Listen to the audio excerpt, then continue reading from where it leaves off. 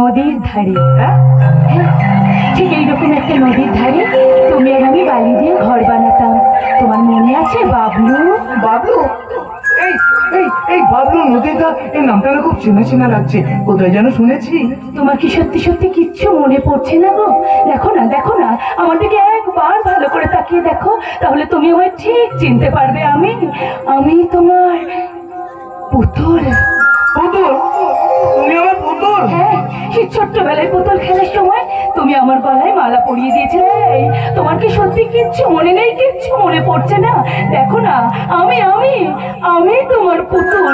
এই এই আমার পুতুল তো খুব ছোট ছিল, তুমি তো অনেক বড়। তুমিও তো অনেক বড় হয়ে গেছো বাবলু।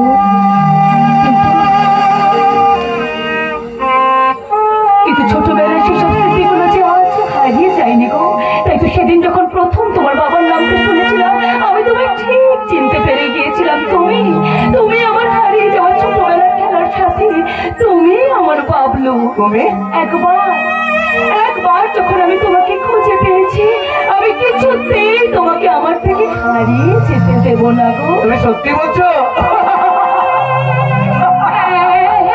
কি হয়েছে বলো? কি হয়েছে? এমন করে হাসছো কেন? বলো বলো, কি হয়েছে বলো। পারবে না, পারবে না, তা তুমি কোনোদিনও পারবে না, কারণ ওই শয়তানটা যে তোমার মুখ থেকে আমাকে ছিনিয়ে নিয়ে গিয়ে আমাকে মারবে গো। কি বললে? কি বললে? কি বললে? কি বললে? তুমি কি বললে? ও তোমাকে মারে? আমাকে মারে? পারবে না, পারবে না। আর কেউ কখনো কোনো দিনও তোমাকে মারতে পারবে না গো। আমি এসে গেছি না? তুমি সত্যি বলছো? সত্যি সত্যি সত্যি। কিন্তু কিন্তু তোমাকেও যা জামাই ছুঁয়ে একটা কথা দিতে হবে। আজ থেকে আমি তোমাকে যা বলবো তুমি সব শুনবে। বলো, শুনবে তো? শুনবো।